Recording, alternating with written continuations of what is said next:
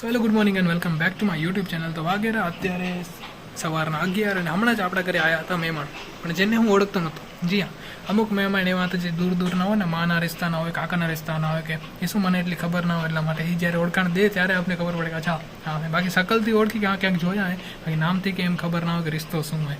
My હમણાં મહેમાન આવ્યા તો તમારે શું થાય? હમણાં મહેમાન આવ્યા હતા ને એ શું થાય? તમારી બોનનો દીકરો ને વહુ, માની બહેનના દીકરાને વહુ આવ્યા હતા. એ જ્યારે આવ્યા ને ઘરમાં થઈ મને કે અમને ઓળખો રહો. મેં કીધું ના, તમને ઓળખતો નથી, જોયા પણ નામથી એમ તમને નથી ઓળખતો. તો કંઈક વાર શું એવું થઈ જાય, ઘણા બધા મહેમાન આવે ને તો આપણે ઓળખતા, મતલબ દૂરના રિશ્તાવાળા હોય એટલે ઓળખી નહીં. આમે આપણે હું રિશ્તામાં બહુ કાચો હું ઓળખવામાં, આ માસી મસીહાણા અને એ બધા થોડુંક આપણે શું ઉપરથી જાય. બાકી જે આપણે ફોન લેનારા હતા ને એ ફોન આવી ગયો હોય, આપને સેલમાં મળ્યો ને થોડોક સસ્તો બી મળ્યો, કેમ કે ફ્લિપકાર્ટ ઉપર સેલ આવ્યો હતો હમણાં જે ઓગસ્ટ મહિનો આવ્યો હોય ને, મતલબ 15 ઓગસ્ટ આવી રહ્યો, એના માટે ફ્રીડમ સેલ આવ્યો હતો. આનાથી આપણે ફોન સસ્તો મળી ગયો, પણ ફોન આવી ગયો હે ગાંધીધામ. જ્યાં દીપકના ઘરે મેં ફોન મંગાવ્યો હોય, વિરાણી નથી મંગાવ્યો.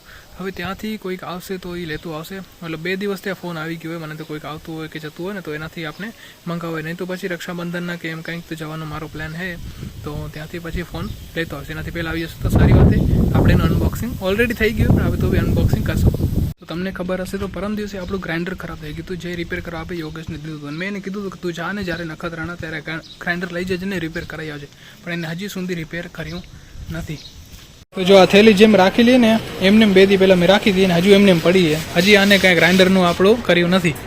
અને એને મને શું કીધું હતું કે આ રિપેર નહીં થાય તો મારું જે હશે ને એ હું તને દઈશ, પણ એને હજી 2 દી મને દીધું નથી કે ભાઈ લઈ જારો, ભાઈ લઈ જારો, ભાઈ લઈ જારો.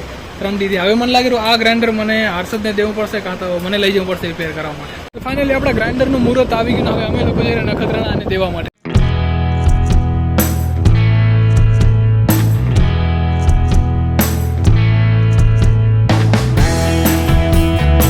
તો આપણે દેવાનું હતું મસીના સુભગ ટૂલ્સમાં, પણ એ બંધ છે. હવે આપણે ઘરે જઈને યોગેશભાઈનો સામાન લઈ લીધો હોય. તો સુભગ ટૂલ્સથી પહેલાં અમે લોકો એક દુકાનમાં ગયા હતા, પણ એ દુકાનવાળાએ ના કહી દીધી મશીન જોઈને કે આનું બટન આપણા કને નથી. તો એ પછી એ લોકોએ રેફરન્સ દીધું કે સુભગ ટૂલ્સનું, પણ સુભગ ટૂલ્સ ત્યાં સુધી બંધ થઈ ગઈ હતી. કંઈક 8:30 વાગતા હતા, એટલા માટે સાહેબ અમને મોડું થઈ ગયું, 8 વાગે બંધ થઈ ગઈ હશે. એટલે યોગેશભાઈનું જેટલું સામાન લેવું તો એ સામાન લઈને પછી અમે લોકો ઘરે આવતા રહે.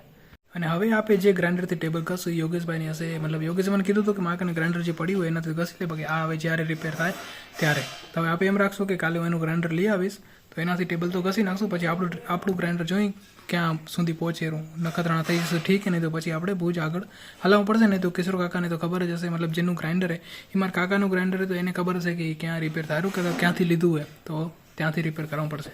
તો આ ક્યાંક જનારી રવિવારના, પણ મને કહેતી નથી. ક્યાં જઈશ? ગાઈસને તો કે તારા ગાઈસને ખબર હશે ને. હું તો ગાનમાં કહીશ. હે, મતલબ તારા ગાઈસને ખબર હોવી ખપે ને, એમ કહું. તો હું બધું અલગથી વિડિયો બનાવી હું વારે દેને દઈશ.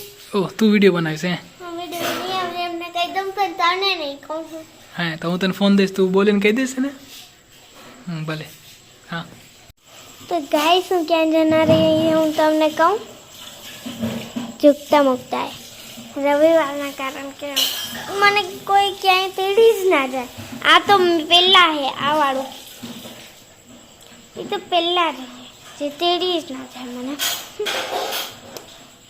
તો હવે ગાઈસ તમારી ને જે રાઘવીની વાત હતી એ હવે મને નથી ખબર કે શું થઈ હે ને. મને નથી કીધું ને તે હજુ, પણ મને ખબર પડી જશે એડિટિંગ કરીશ તઈ કે તે શું કીધું હે. કેના ભેગી જનારી હો? પપ્પા. હે, જોઈશ. અગર હું બી જઈશ તો મારી ઈચ્છા થશે તો હું બી આવીશ. હાલ છે ને, હાલ છે. ભલે.